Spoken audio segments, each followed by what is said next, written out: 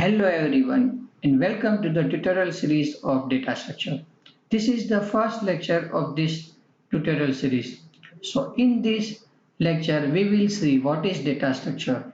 We will also see why you should learn data structure, and at the last we will also see some real life example so that you can understand this concept very well. So let's start our today's lecture.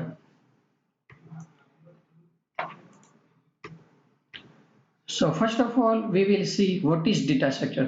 એટલે કે સૌથી પહેલા આપણે એ જોશું કે આ data structure subject છે તો એ આપણે એકચ્યુઅલમાં છે શું. તો જ્યારે બી તમારી સામે કોઈ બી એક ન્યૂ વર્ડ આવે છે ત્યારે સૌથી પહેલા તમારે તમારું જે ધ્યાન છે એ ક્યાં ફોકસ કરવાનું છે, તો કે એ વર્ડના નેમ ઉપર, એટલે કે એ વર્ડ એકચ્યુઅલમાં શું કહેવા માંગે છે. જો તમે આ પ્રેક્ટિસ છે એ ફોલો કરશો તો જ્યારે બી તમારી લાઈફની અંદર કોઈ બી ન્યૂ વર્ડ આવે છે અથવા તો કોઈ બી ન્યૂ કન્સેપ્ટ લર્ન કરવાનો આવે છે તો આ સિસ્ટમની મદદથી એ કન્સેપ્ટ તમે ઇઝીલી અન્ડરસ્ટેન્ડ કરી શકશો. ઓકે, તો આપણે સૌથી પહેલા જોઈએ કે what is data structure. Okay, so there are mainly two terms in the data structure. એટલે કે ડેટા સ્ટ્રક્ચર જે વર્ડ છે એની અંદર એકચ્યુઅલમાં બે વર્ડ છે. ઓકે, સો એ કયા બે વર્ડ છે, તો કે સૌથી પહેલા આપણે જોઈએ તો ફર્સ્ટ વર્ડ છે એ data and the second word છે એ છે સ્ટ્રક્ચર.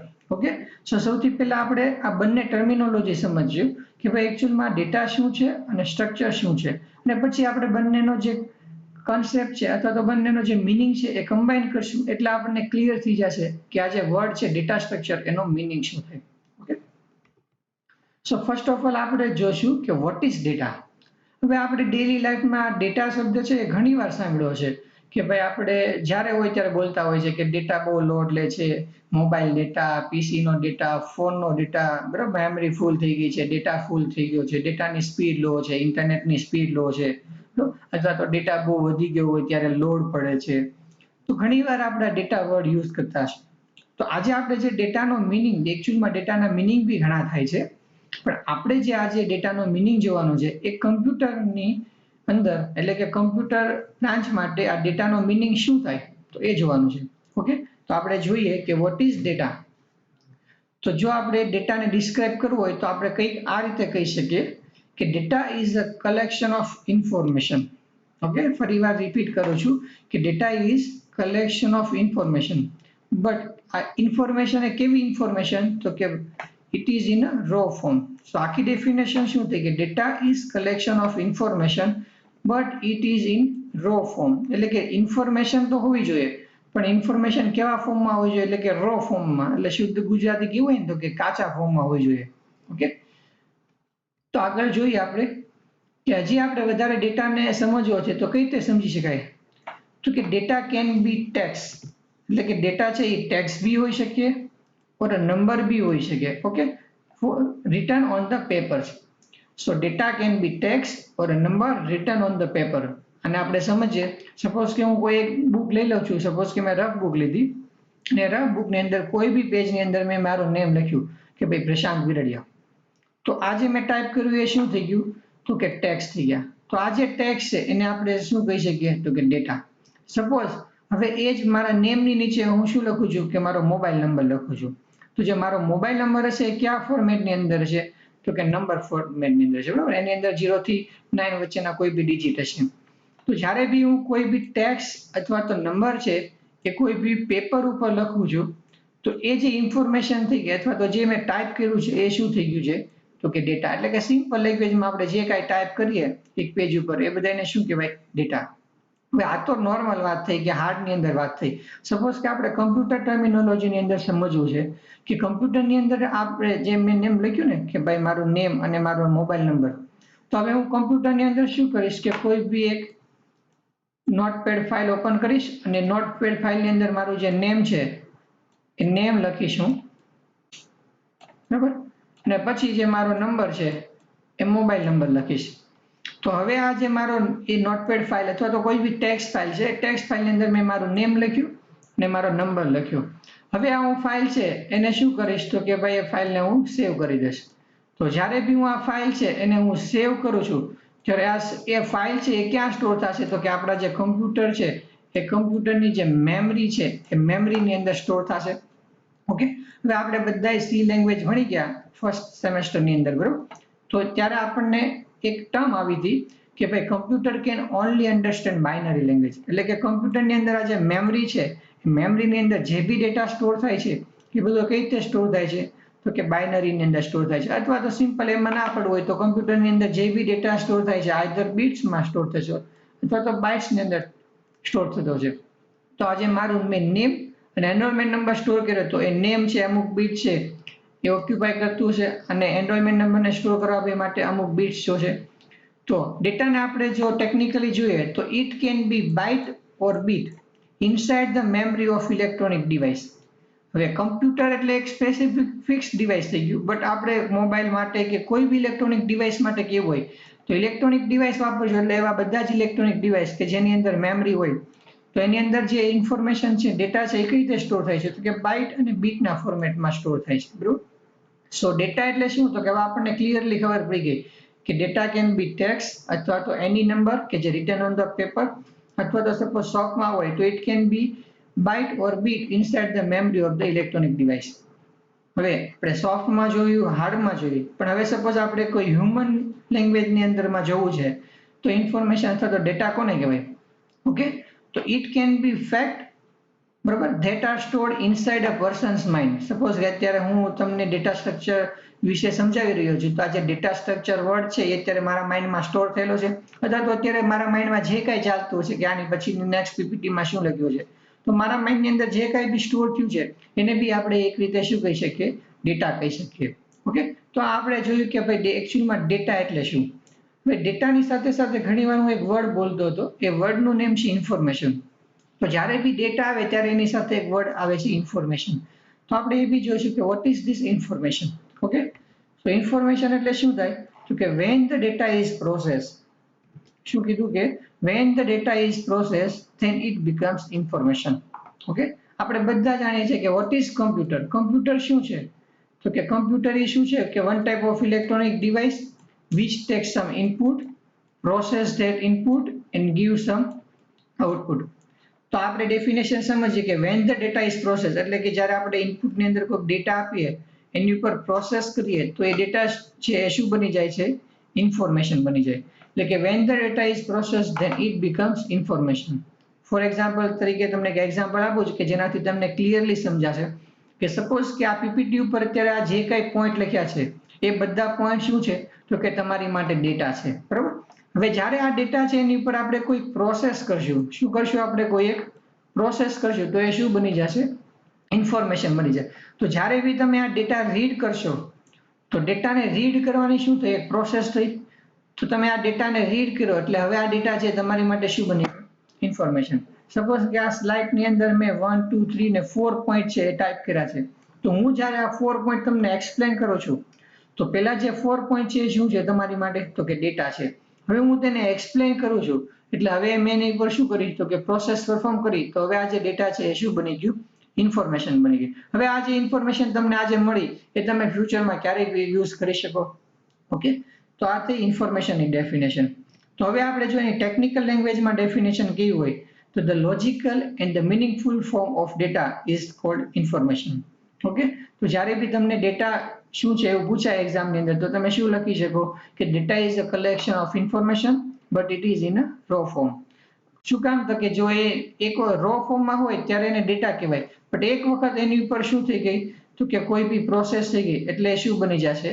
ઇન્ફોર્મેશન. તો ઇન્ફોર્મેશનની ડેફિનેશન પૂછાય તો આપણે તમે આ આન્સર લખી શકો કે the logical and the meaningful form of data is called information. Okay, તો આપણે ફર્સ્ટ ટર્મ જોઈ કે વોટ ઇઝ ડેટા. હવે આપણે જોઈએ કે વોટ ઇઝ સ્ટ્રક્ચર. ઓકે, તો હવે આપણે પહેલા જોઈશું કે સ્ટ્રક્ચરનો મિનિંગ શું થાય. ઓકે, કે ભાઈ આ સ્ટ્રક્ચર વર્ડ છે એ શું કામ યુઝ થાય છે ડેટાની પાછળ. તો જનરલ આપણે ડેફિનેશન જોઈએ એટલે કે the structure of something is the way in which it is made, built or organize. એટલે કે આપણે સ્ટ્રક્ચર એટલે કેવું હોય તો કે શું કહી શકીએ સ્ટ્રક્ચર માટે, તો કે કોઈ બી વસ્તુ કઈ રીતે બની છે અથવા કઈ રીતે ઓર્ગેનાઇઝ થઈ છે એને શું કહેવાય? એનું સ્ટ્રક્ચર. અને સિમ્પલ ભાષામાં કહેવાય તો સ્ટ્રક્ચર એટલે શું? તો કે કોઈ બી વસ્તુની ગોઠવણી. બરાબર. હજી વધુ આને એક્સપ્લોર કરીએ તો કે સ્ટ્રક્ચર મીન્સ ઓર્ગેનાઇઝેશન. કીધું ને કે સિમ્પલ લેંગ્વેજની અંદર કેવું છે? સ્ટ્રક્ચર એટલે શું? તો કે કઈ રીતે ઓર્ગેનાઇઝ થયું છે. તો અહીંયા આપણે કોઈ બી વસ્તુની બદલે શું કન્સિડર કરવાનું છે?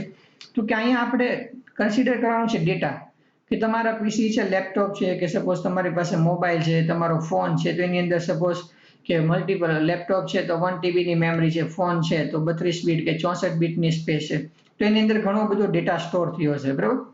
તો એ ડેટાને તમે કઈ રીતે ઓર્ગેનાઇઝ કરો છો, કઈ રીતે ગોઠવો છો, તો એ શું થઈ ગયું તમારું સ્ટ્રક્ચર. ઓકે, સો આપણી પાસે બે વર્ડ છે, ડેટા અને સ્ટ્રક્ચર. તો આપણે પહેલા ડેટાને કલેક્ટ કરીએ અને પછી એ ડેટાને કોઈ એક પ્રોપર ફોર્મેટની અંદર, સ્ટ્રક્ચરની અંદર આપણે એને શું કરીએ, ઓર્ગેનાઇઝ કરીએ. તો એ શું બની ગયું આપણી માટે, તો કે ડેટા સ્ટ્રક્ચર.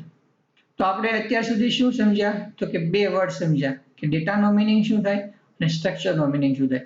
તો હવે જો આપણને બે વર્ડનો મિનિંગ આવડતો હોય તો ડેટા સ્ટ્રક્ચરની ડેફિનેશન યાદ રાખવી એ આપણી માટે એકદમ ઈઝી થઈ જાય. Okay, so now we will see what is the definition of data structure. So data structure is way of collecting and organizing data in such a way that we can perform operations on this data in an efficient way. Okay, તો આ જે complete હું જે બોલ્યો એ શું થઈ કે data સ્ટ્રક્ચરની ડેફિનેશન થઈ. હવે આપણે એનો મિનિંગ સમજીએ. તો આ ડેટા સ્ટ્રક્ચરની ડેફિનેશનની અંદર એક વર્ડ છે કલેક્ટિંગ. ઓકે, આપણે જોયું કે ડેટા એટલે શું, તો કે ભાઈ જે ઇન્ફોર્મેશન છે એ બધી. તો વોટ ઇઝ ડેટા સ્ટ્રક્ચર, તો કે ધ વે ઓફ કલેક્ટિંગ, એટલે કે આપણે બધો ડેટા છે એ પહેલા ડેટાને કલેક્ટ કરશું. કલેક્ટ કર્યા પછી એ શું કરશું ડેટાને, તો કે ડેટાને પ્રોપર મેનરની અંદર ઓર્ગેનાઇઝ કરશું. તો કે the way of collecting and organising data, એટલે કે પહેલા ડેટાને કલેક્ટ કર્યો, એ કલેક્ટ કરેલા ડેટાને આપણે પ્રોપર મેનરમાં ઓર્ગેનાઇઝ કર્યો.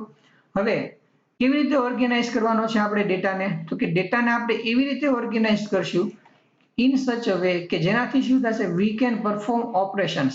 આ જે ડેટા છે એ આપણા ડેટાની ઉપર આપણે કોઈ બી ઓપરેશન પરફોર્મ કરવું છે તો એ ઓપરેશન આપણે ઇઝીલી પરફોર્મ કરી શકીએ.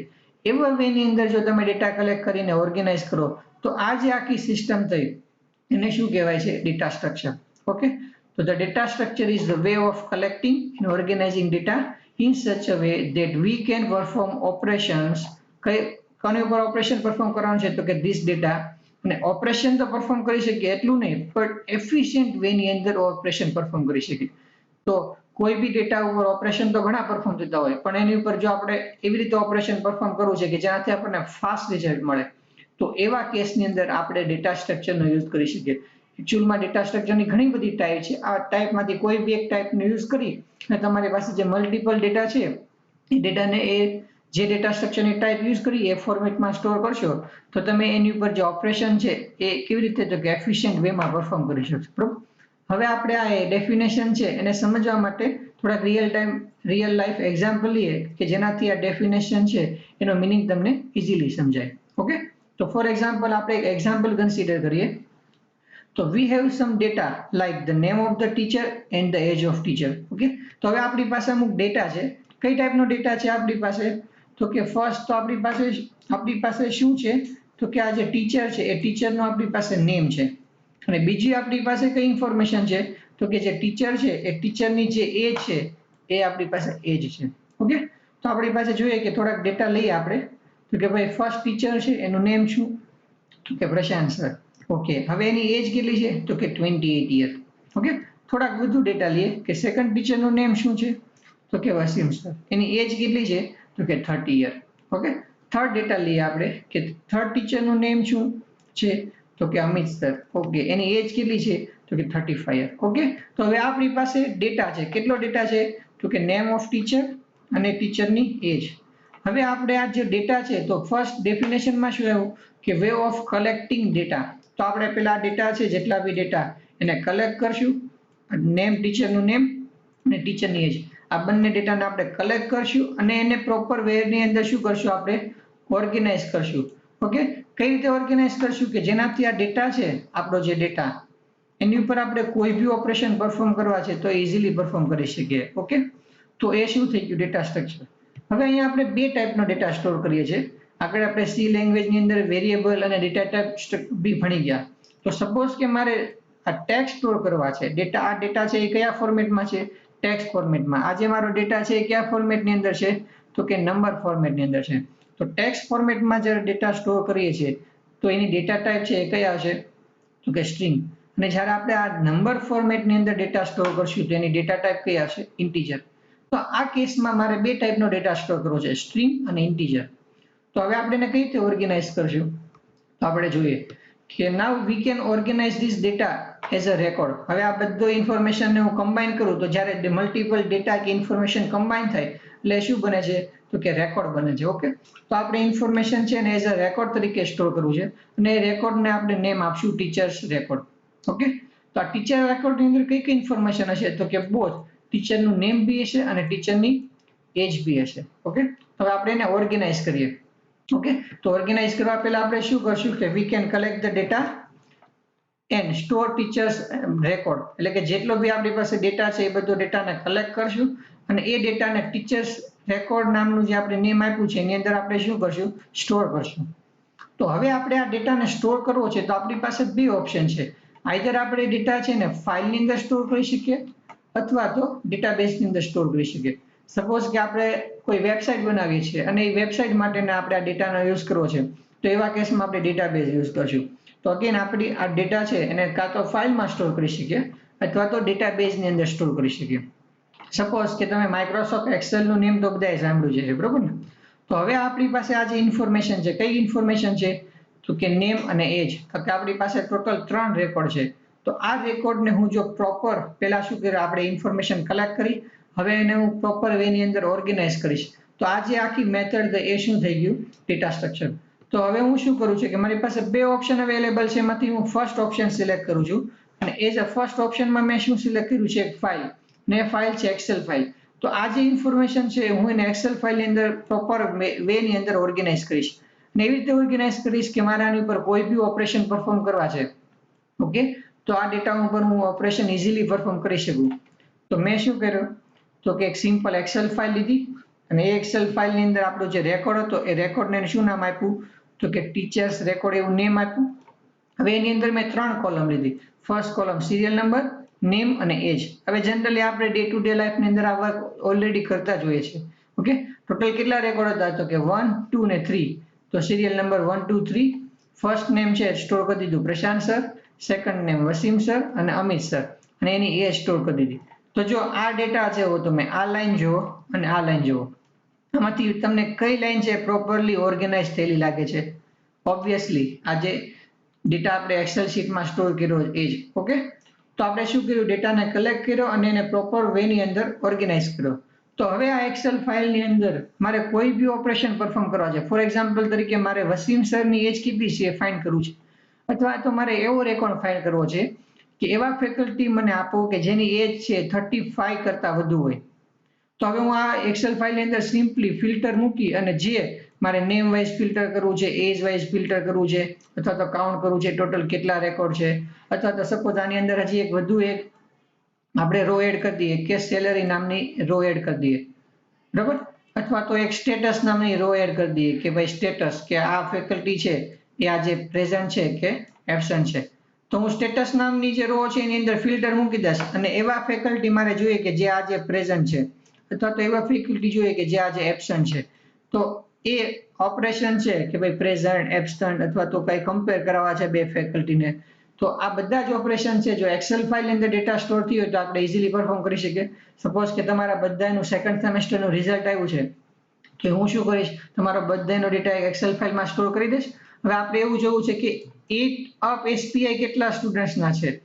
તો જો ડેટા પ્રોપરલી ઓર્ગેનાઇઝ કર્યો છે, બરોબર, તો એક્સેલ શીટમાંથી આપણને ઇઝીલી નંબર ઓફ સ્ટુડન્ટ્સ મળી જશે કે જેના સીપીઆઈ અથવા તો એસપીઆઈ છે 8 ઉપર. ઓકે, તો આ જે તમે આપણે બધી પ્રોસેસ કરીએ છીએ ને રિયલમાં એકચ્યુઅલી શું છે? તો કે ડેટા સ્ટ્રક્ચરનું એક એક્ઝામ્પલ છે, બરોબર? તો આઈ હોપ કે આ એક્ઝામ્પલ ઉપરથી તમને ક્લિયરલી આઈડિયા આવી ગયો છે કે what is data structure. Okay, હવે આપણે આગળ જોઈએ. અત્યાર સુધી શું જોયું કે ભાઈ ડેટા સ્ટ્રક્ચર શું છે એ આપણે જોયું. હવે આપણે શું જોશું કે why you should study this data structure. કે ભાઈ તમને ઘણીવાર માઇન્ડમાં એવું થતું હોય કે ભાઈ આ ડેટા સ્ટ્રક્ચર નામનો સબ્જેક્ટ શું કામ આપ્યો છે આપણને જીટીયુ વાળાએ. ઓકે, તો નેક્સ્ટ આપણો ટોપિક છે કે why data structure and algorithm. તો ઘણા તમારામાંથી કહેશે કે ભાઈ જીટીયુ વાળાએ આપ્યો સર એટલે આપણે સ્ટડી કર્યો. ઓકે, તો એ સાચું છે કે જીટીયુ આપ્યો એટલે આપણે સ્ટડી કરવો પડે, પણ કોઈ બી સબ્જેક્ટ તમે જ્યારે સ્ટડી કરો છો ત્યારે એની પાછળનું પ્રોપર રીઝન તમને ખબર હોવું જોઈએ કે ભાઈ આ સબ્જેક્ટ છે એનું ઇમ્પોર્ટન્સ શું છે, અને હું એ સબ્જેક્ટ છે એ શું કામ સ્ટડી કરું છું. જો તમને એકવાર ઇમ્પોર્ટન્ટ સમજાઈ જશે ને સબ્જેક્ટનું, ઓકે, તો પછી એ સબ્જેક્ટ તમને સ્ટડી કરવામાં કે લર્ન કરવામાં કે યાદ રાખવાની અંદર બહુ ઇઝી થઈ જશે તમારું કામ. ઓકે, સો આપણે જોઈએ કે ભાઈ why you should study data structure, કે ભાઈ તમે ડેટા સ્ટ્રક્ચર સબ્જેક્ટ છે એ શું કામ ભણવાનો છે. ઓકે, તો પહેલા એક રિયલ લાઈફ એક્ઝામ્પલ જોઈએ કે સપોઝ કે આ તમે છો, બરોબર. હવે તમારે તમને એક ટાસ્ક આપ્યું છે. હવે એ ટાસ્કનું નામ શું છે? તો કે તમારે કંઈક સર્ચ કરવાનું છે. ઓકે, તો હવે તમને એક ટાસ્ક આપ્યું છે. શું? તો કે તમારે સર્ચ કરવાનું છે. તમે પૂછો સર કે અમારે શું સર્ચ કરવાનું છે? તો મેં તમને કીધું કે ભાઈ તમારે છે ને તમારો એનરોલમેન્ટ નંબર સર્ચ કરવાનો છે, બરોબર. તમે કહેશો કે સર એનરોલમેન્ટ નંબર તમને યાદ જ છે, પણ એવું નથી. સપોઝ એક પીડીએફ ફાઇલ છે. એ પીડીએફ ફાઇલની અંદર કેટલા પેજ છે? તો કે 20,000 પેજ છે, બરોબર. હવે એ 20,000 પેજની અંદરથી આ જે તમારો એનરોલમેન્ટ નંબર છે એ એનરોલમેન્ટ નંબર છે એ તમારે સર્ચ કરવાનો છે, બરોબર ને? સમજાઈ ગયું ટાસ્ક તમારું? તો આ ટાસ્ક છે તમે કઈ રીતે કમ્પ્લીટ કરશો, બરોબર? So how you would do that? Okay, ચાલો એક હિન્ટ આપી દઉં કે અહીંયા જે આ ફાઇલ જે છે પીડીએફ ફાઇલ, ઓકે, આ જે આપણી પીડીએફ ફાઇલ છે એ પીડીએફ ફાઇલની અંદર આપણે જે એનરોલમેન્ટ નંબર સ્ટોર કર્યા છે એ એનરોલમેન્ટ નંબર કઈ રીતે અરેન્જ કરેલા છે? તો કે this enrolment number are arrange in increasing order. Okay, એટલે 42 પછી જે એનરોલમેન્ટ નંબર છે કયો છે? 43. એની પછી કયો છે? 44, 45. એ રીતે આપણે બધા એનરોલમેન્ટ નંબર સ્ટોર કર્યા છે. ઓકે, તો હવે તમે આ તમારો એનરોલમેન્ટ નંબર છે એ સર્ચ કરવાનો છે. તો મલ્ટિપલ વેઝ છે, ઘણા બધા રસ્તા છે કે જેનાથી તમે આ પીડીએફ ફાઇલ છે એની અંદર તમે ડેટા સર્ચ કરી શકો. ઓકે, તો જો અગેન આપણું કામ શું છે કે ડેટાને સર્ચ કરવાનું છે. પણ જો ડેટા સર્ચ કરશું તો જો ડેટા પ્રોપર મેનરની અંદર ઓર્ગેનાઇઝ થયો છે તો આપણું સર્ચિંગ ઇઝી થઈ જશે. ઓકે, સપોઝ આપણે જોઈએ કે તમારી પાસે ઘણા રસ્તા છે, પણ હું અહીંયા આપું છું એક એક્ઝામ્પલ કે સપોઝ તમે કોઈ રેન્ડમલી સર્ચ કરો છો. આ ફાઇલ ઓપન કરી રેન્ડમલી કોઈ બી એક પેજ ઉપર ગયા ને ચેક કરશો કે ભાઈ એ પેજની અંદર તમારો એનરોલમેન્ટ નંબર છે સપોઝ 42, તો એ પેજની અંદર અવેલેબલ છે કે નહીં. તો અગેન તમે બીજું પેજ ઓપન કરશો, નેક્સ્ટ પેજ ઉપર જશો, નેક્સ્ટ પેજ ઉપર જશો, અથવા તો તમે સિક્વન્શિયલ મેનરની અંદર સર્ચ કરો છો. એટલે કે પહેલા ફર્સ્ટ પેજ ઓપન કર્યું, પછી સેકન્ડ પેજ ઓપન કર્યું, પછી થર્ડ પેજ ઓપન કર્યું. ઓકે, ફોર્થ પેજ ઉપર ઓપન કર્યું, ફોર્થ પેજ ઉપર તમારો એનરોલમેન્ટ નંબર નથી તો તમે સિક્સ પેજ ઉપર, ફિફ્થ પેજ ઉપર ગયા, ફિફ્થ ઉપર નથી તો સિક્સ પેજ. પણ તમે ક્યાં સુધી જશો, બરોબર? સપોઝ તમારો એનરોલમેન્ટ નંબર છે 11,000 છે, બરોબર. તો આ મેં તો અમારે કેટલા પેજીસ કરવા પડશે? Okay, so it will take too much time. અને જેમ જેમ ટાઈમ લાગશે ને તમે થોડુંક સર્ચ કરશો એટલે you might gate frustrated after some time કે ભાઈ તમને કંટાળો આવશે, ભાઈ જવા દે ને, આવું કોણ ગોતે. ઓકે, સપોઝ આપણે એક સિનારીઓ કન્સિડર કરીએ કે you can try another solution which is given below. કે સપોઝ તમે પીડીએફ ફાઇલ ઓપન કરી ને ડાયરેક્ટ પેજ નંબર 10,000 ઉપર ગયા. ઓકે, હવે સપોઝ તમારો એનરોલમેન્ટ નંબર હતો એ શું હતો કે 11,000 હતો, બરોબર. તો તમને એવું હશે કે ભાઈ 10,000 પેજ નંબરની આજુબાજુમાં મારો કંઈક એનરોલમેન્ટ મળી જશે.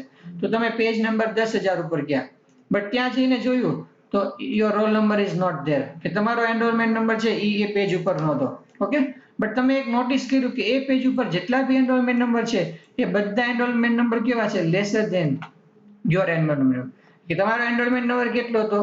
11,000. પણ ઈ પેજ ઉપર જેટલા બી નંબર છે બધા કેવા છે? 11,000 થી કેવા છે?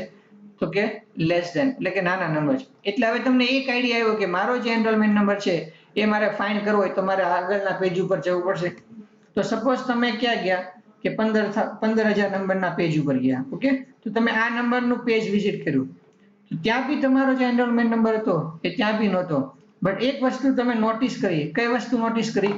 કે એ પેજ ઉપર જેટલા બી એનરોલમેન્ટ નંબર છે એ બધા કેવા છે? તો કે greater than your roll number અથવા એનરોલમેન્ટ નંબર. તો હવે તમારી પાસે બે સિચ્યુએશન થઈ કે 10,000 ના પેજ ઉપર જેટલા બી એનરોલમેન્ટ છે એ બધા તમારા એનરોલમેન્ટ નંબરથી નાના છે, પણ 15,000 પેજ ઉપર જેટલા બી એનરોલમેન્ટ છે એ બધા કેવા છે? તમારા એનરોલમેન્ટ નંબરથી મોટા છે. તો તમને આઈડિયા આવી ગયો કે આ બંનેની વચ્ચેના કોઈ પેજને મારે વિઝિટ કરવું પડશે. તો સપોઝ તમે ગયા કે પેજ નંબર 12,500, 12,500, તો એ પેજ ઉપર ગયા. ઓકે, તો હવે તમે ત્યાંથી જોશો કે તમારો એનરોલમેન્ટ નંબર છે એ આનાથી મોટો છે કે નાનો? તો જો મોટો છે તો આગળ વધશો, નાનો છે તો એની પ્રીવિયસ પેજ ઉપર જશો. તો જો તમે આ જ મેનરની અંદર કન્ટિન્યુ પ્રોસેસ કરો છો તો within 30 to 40 second you will find your enrolment number. Okay, so આ એક તમે શું કર્યું? એક મેથડ યુઝ કરી, બરોબર. તો આ મેથડ તમે ક્યારે યુઝ કરી શકો? જો તમારા એનરોલમેન્ટ નંબર છે ઇન્ક્રીઝિંગ ઓર્ડરમાં સ્ટોર થયા હોય તો. ઓકે, તો સપોઝ તમે જો રેન્ડમલી સર્ચ કરશો કે સિક્વન્શિયલ મેનરમાં જશો તો it will take too much time, બરોબર, કે બહુ ટાઈમ લેશે. પણ સપોઝ આવી કોઈ મેથડ છે તમે ફોલો કરો છો તો વિધિન 30 to 40 સેકન્ડ કે થોડોક માઇનર ફેર હોય એની અંદર તમને શું કરશે, તમારું જે રિઝલ્ટ છે એ સર્ચ કરીને આપી દેશે, બરોબર. તો આ રીતે જો તમે મેથડ યુઝ કરો છો તો કોંગ્રેચ્યુલેશન. શું કામ કોંગ્રેચ્યુલેશન? તો કે અનઇન્ટેન્શનલી તમે જે કન્સેપ્ટ યુઝ કર્યો તમારા એનરોલમેન્ટ નંબરને સર્ચ કરવા માટે, એ કન્સેપ્ટ છે એ ડેટા સ્ટ્રક્ચરનો જ એક પાર્ટ છે. ઓકે, અને તમને નામ કહી દઉં કે you have just use binary search algorithm. તમને તો ખબર નહોતી પણ તમે આ મેથડ યુઝ કરી તો રિયલમાં આ જે મેથડ છે એ આપણે ડીએસ નો એક કન્સેપ્ટ છે અને એક ટોપિક છે અને એ ટોપિકનું નામ છે બાઇનરી સર્ચ એલ્ગોરિધમ. તો તમે આવી રીતે જ્યારે સર્ચ કરો છો ત્યારે એ જે કન્સેપ્ટ છે એ કન્સેપ્ટને શું કહેવાય, બાઇનરી. તો આપણને તો ખબર બી નથી હોતી, આવું તો આપણે ડેઇલી લાઈફની અંદર ઘણી વસ્તુ કરતા હોય કે જ્યાં આપણે ડેટા સ્ટ્રક્ચર કન્સેપ્ટનો યુઝ થતા હોય, બરોબર. તો જો પ્રોપર મેનરની અંદર ઇન્ફોર્મેશન ઓર્ગેનાઇઝ થઈ હતી તો આ કન્સેપ્ટથી તમને તમારો જે ડેટા હતો, બરોબર, એ ફાસ્ટ મળી ગયો. તો આપણે ડેફિનેશનમાં જ વળે હતો ને કે એફિશિયન્ટલી તમે ઓપરેશન પરફોર્મ કરી શકો. તો અહીંયા આપણે ઓપરેશન કયું પરફોર્મ કર્યું, તો કે સર્ચ ઓપરેશન પરફોર્મ કર્યું. અને એ પરફોર્મ કરવા માટે જે કન્સેપ્ટ યુઝ કર્યો હતો એને શું કહેવાય, બાઇનરી સર્ચ એલ્ગોરિધમ, બરોબર. હજી એક આપણે રિયલ લાઈફ એક્ઝામ્પલ જોઈએ કે જેનાથી તમને ક્લિયરલી સમજાય કે ભાઈ ડેટા સ્ટ્રક્ચર ખરેખર આપણે શું કામ ભણીએ છીએ, બરોબર. So now take the example of library. Suppose કે હવે તમે બધા થર્ડ સેમેસ્ટરની અંદર આવી ગયા, બરોબર, લોકડાઉન ખુલી ગયું છે, તમે કોલેજે આવ્યા, બરોબર, તો તમારે કોલેજની અંદરથી શું કરવું છે, તો કે બુક સર્ચ કરવી છે, બરોબર. આ તમે છો, તમને એક ટાસ્ક અગેન આપ્યું, શું આપ્યું, તો કે સર્ચ કરવાનું છે. શું સર્ચ કરવાનું છે, તો કે ભાઈ તમારે બુક સર્ચ કરવી છે. કઈ બુક સર્ચ કરવી છે, તો કે ડેટા સ્ટ્રક્ચરની બુક. અને ક્યાંથી, તો કે ઓબ્વિયસ છે લાઇબ્રેરીમાંથી તમારે બુક સર્ચ કરવી છે. ઓકે, તો હવે તમે લાઇબ્રેરીમાં જઈને કઈ રીતે બુક સર્ચ કરશો, યસ, શું ડાયરેક્ટ લાઇબ્રેરીમાં જઈને લાઇબ્રેરીને પૂછશો કે આ બુક ક્યાં છે, બરોબર ને. ઓકે, સપોઝ લાઇબ્રેરી નથી તો શું કરશો, તો કે તમે પહેલા શું કરશો, તો કે લાઇબ્રેરીમાં જશો, then go to the library. લાઇબ્રેરીમાં ગયા પછી તમે કઈ બ્રાન્ચના સ્ટુડન્ટ છો, તો કે કોમ્પ્યુટર બ્રાન્ચના સ્ટુડન્ટ. તો તમે અગેન ક્યાં જશો, તો કે કોમ્પ્યુટર સેક્શનમાં. હવે કમ્પ્યુટરની અંદર ગયા પછી સપોઝ તમે ડિપ્લોમા વાળા સ્ટુડન્ટ છો, બરોબર, તો તમે કયા સેક્શનમાં જશો, તો કે ડિપ્લોમા સેક્શન. સપોઝ કે તમે ડિગ્રી વાળા સ્ટુડન્ટ છો તો તમે કયા સેક્શનમાં જશો, ડિગ્રી વાળા સેક્શનમાં. ઓકે, અગેન હવે તમે કયા સેક્શનમાં છો, તો કે ડિપ્લોમા સેક્શન. પણ ડિપ્લોમા સેક્શનની અંદર 1 to 6 સેમેસ્ટર હોય, તો તમે થર્ડ સેમેસ્ટરમાં છો તો તમે થર્ડ સેમેસ્ટર વાળા સેક્શનમાં જશો અને ત્યાંથી તમારા જે સબ્જેક્ટનું નેમ છે એ સબ્જેક્ટની બુક પિક કરશો, બરાબર. તો આ તો જનરલી હોય છે કે આપણે ઘણીવાર આ પ્રોસેસ કરી હોય, લાઇબ્રેરીમાં ગયા, કમ્પ્યુટરની બુક જોઈતી હોય તો કમ્પ્યુટર વાળા રેકમાં ગયા, આઈટીની બુક જોઈતી હોય તો આઈટી વાળા રેકમાં ગયા. એમાંય પાછું બ્રાન્ચ વાઇઝ આપણે ત્યાં લેબલ મારેલું છે. તો તમે આ આખી મેથડ ફોલો કરો છો, તો તમે આ મેથડ ઘણીવાર ફોલો કરે છે. પણ આ જે તમે મેથડ ફોલો કરી અગેન એક સર્ચિંગનો પાર્ટ છે, બરોબર. તો આ બી એક રિયલ લાઈફ એક્ઝામ્પલ થઈ ગયું ડેટા સ્ટ્રક્ચરનું, બરોબર. તો હવે ખ્યાલ આવી ગયો કે આ તો તમે ડેટા સ્ટ્રક્ચર તો દરરોજ તમે યુઝ કરો છો, બરોબર ને.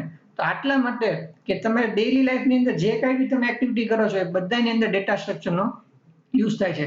ફોર એક્ઝામ્પલ તમે કોઈ અજાણ્યા સિટીમાં ગયા, બરોબર, તો ત્યાં તમારે કોઈ એક નિયરેસ્ટ રેસ્ટોરન્ટ ફાઇન્ડ કરવી છે તો તમે શું કરશો, ગૂગલ મેપની અંદર ટાઈપ કરશો કે નિયર બાય રેસ્ટોરન્ટ અને તમારું લોકેશન એન્ટર કરશો તો તમારા લોકેશનથી એ જે રેસ્ટોરન્ટ છે એનો પાથ તમને આપશે કે આ રીતે આ રેસ્ટોરન્ટ ઉપર જવાય. તો એકચ્યુઅલમાં છે શું, તો કે આ એક્સ કોર્ડિનેટ છે અને આ વાય કોર્ડિનેટ છે, બરોબર ને. તો આ જે થયું એ શું છે, આ બી એક આપણો ડેટા સ્ટ્રક્ચરનો જ પાથ છે કે ભાઈ એક્સ કોર્ડિનેટ થી વાય કોર્ડિનેટ માટે જવા માટે સપોઝ મલ્ટિપલ પાથ અવેલેબલ છે, બરોબર. તો આ ફર્સ્ટ પાથ, આ સેકન્ડ, આ થર્ડ. તો આમાંથી તમે કયો પાથ સિલેક્ટ કરશો, શોર્ટેસ્ટ પાથ. તો આ બી આપણો એક ડેટા સ્ટ્રક્ચરનો જ એલ્ગોરિધમ, બરોબર, કે shortest finding the shortest route, બરોબર, discuss the shortest path algorithm. તો આ તમે હવે ડેઈલી લાઈફની અંદર ઘણી બધી ક્રિયાઓ કરો છો, એકચ્યુઅલી એની અંદર બેકની અંદર ડેટા સ્ટ્રક્ચરના બધા કન્સેપ્ટ યુઝ થતા હોય છે. અને લાસ્ટ એક્ઝામ્પલ કે જે આપણે સૌથી વધુ યુઝ કરતા હોય કે ગૂગલમાં તમે કાંઈ બી સર્ચ કરો છો તો ગૂગલના સર્વરમાં કેટલો ડેટા છે, બરોબર. તો જો ગૂગલે આ બધો ડેટા જે પ્રોપર વેની અંદર ઓર્ગેનાઇઝ નહીં કર્યો હોય તો તમને જે સર્ચ કરવું છે ઇઝીલી મળશે નહીં મળે ને, બરોબર. તમે ઘણીવાર બીજા ગૂગલ સિવાય ઘણા બધા સર્ચ એન્જિન છે પણ બધા લોકો ગૂગલ શું કામ પ્રિફર કરે છે, કારણ કે એનો જે ડેટાને સ્ટોર કરવાની ઓર્ગેનાઇઝ કરવાની મેથડ છે પ્રોપર છે. તેનાથી શું થઈ ગયું કે તમારે જે બી સર્ચિંગ કરવું છે ફાસ્ટ સર્ચ થાય, બરોબર. તો જે આ જે સર્ચ એન્જિન છે એ બધા બી કયો કન્સેપ્ટ ફોલો કરે છે, ડેટા સ્ટ્રક્ચરનો ફોલો કરે, બરોબર. વિકીપીડિયા, તો વિકીપીડિયાની અંદર કેટલી ઇન્ફોર્મેશન ફાસ્ટ અપડેટ થાય છે, તો એની પાસે કેટલી ઇન્ફોર્મેશન હશે, બરોબર. તો એ બધી ઇન્ફોર્મેશનને મેનેજ કરવા માટે બી એને કોઈ ડેટા સ્ટ્રક્ચરનો યુઝ કરવો પડે, બરોબર. તો આ બધા શું થઈ ગયા, તો કે real life example of data structure. Okay.